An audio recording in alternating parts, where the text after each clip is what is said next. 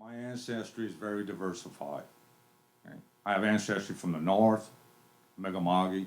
I have ancestry from the south, Ishak. I have French ancestry. I have Irish ancestry. I have Scottish ancestry. I have German ancestry. I'm a person of nations. And I think it's ludicrous to have these guidelines that give such a corrupt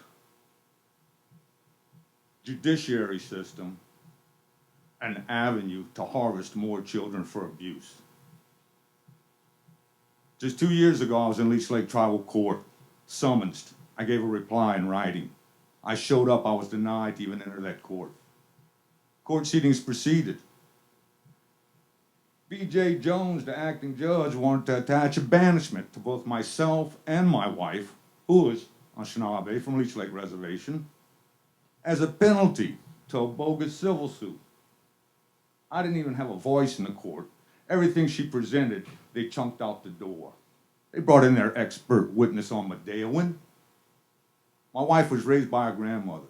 Like she needs some academic grandpapa of her spirituality dictating to her tradition. You know, what's occurring right here is ludicrous. And when we look back at the history of our people, we enslaved one another. We stripped one another of our ceremonial rights. We stripped one another of our languages. So this is nothing new that's occurring with the onslaught of people from Europe on this continent.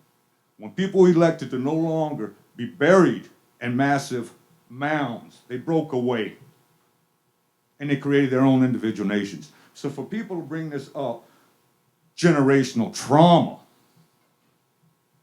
as a tool to initiate white guilt and sympathy for the continuance of abuse of these children, and we can go right back to Spirit Lake on this one and show just how the court system and the abuse of these children have gotten so extremely out of hand. Nobody wants to say anything about it. They all want to back away and just, none of my business, you know.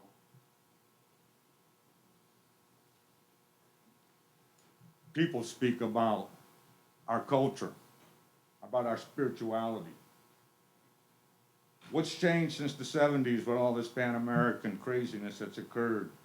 We have powwows in New York, Florida, Washington, all a mirror image of one another. All the spirituality and image of one another. And nothing's changed.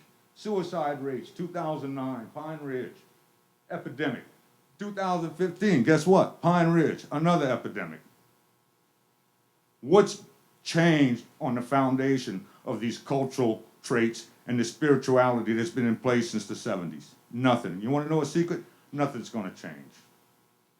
You keep following that dog and pony show, these kids don't have a prayer.